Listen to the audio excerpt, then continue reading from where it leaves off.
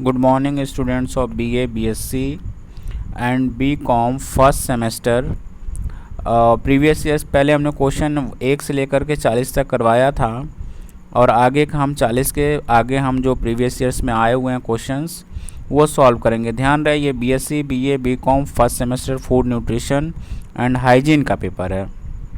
आप स्क्रीन पर question number first देख पा रहे होंगे, लिखा हुआ है कि what vitamin A is.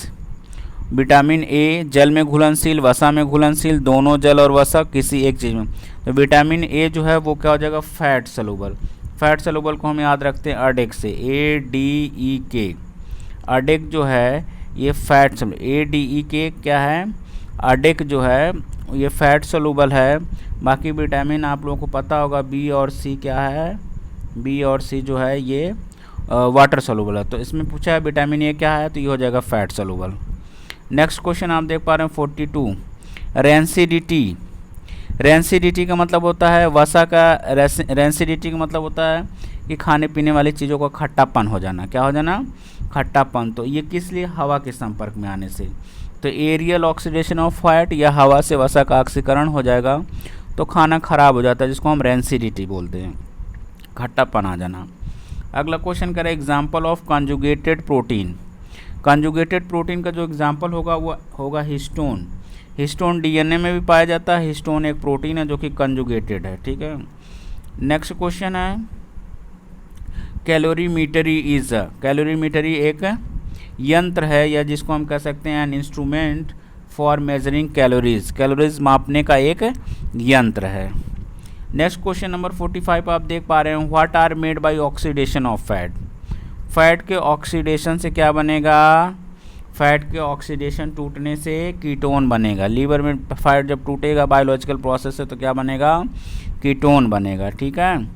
Next question number 46 देख पा रहे होंगे, what increases in case of fever. बुखार या ज्वर की स्थिति में क्या बढ़ जाता है, BMR, जिसको बोलेंगे बी का मतलब क्या हो जाएगा, बॉडी मेटाबॉलिक रेट, मतलब डाइजेशन वजेशन की प्रक्रिया सारी चीज़ें इंक्रीज कर जाती है, डिस्टर्ब इसीलिए सब हो जाता है फीवर होने की वजह से।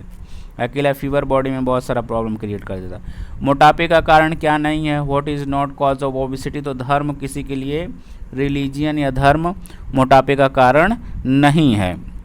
नाउ स्क्रीन पर आप देखेंगे 48, what is also important for body building.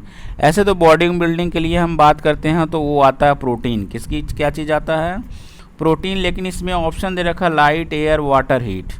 तो अब इसके ऑप्शन के हिसाब से और हमारे हिसाब से ताप होना चाहिए, टेम्परेचर। बाकी आप लोग इसको देख लेंगे। 48 वाला थोड़ा सा कंफ्यूजिंग टाइप का क्वेश्चन है, ठीक है। प्रोटीन रहता तो क्लियर रहता, ठीक है। अब उस हिसाब से तो ये हमारे हिसाब से हीट होना चाहिए। अगला 49 क्वेश्चन कह रहा है कि what is harmful effect of excess of vitamin C in body.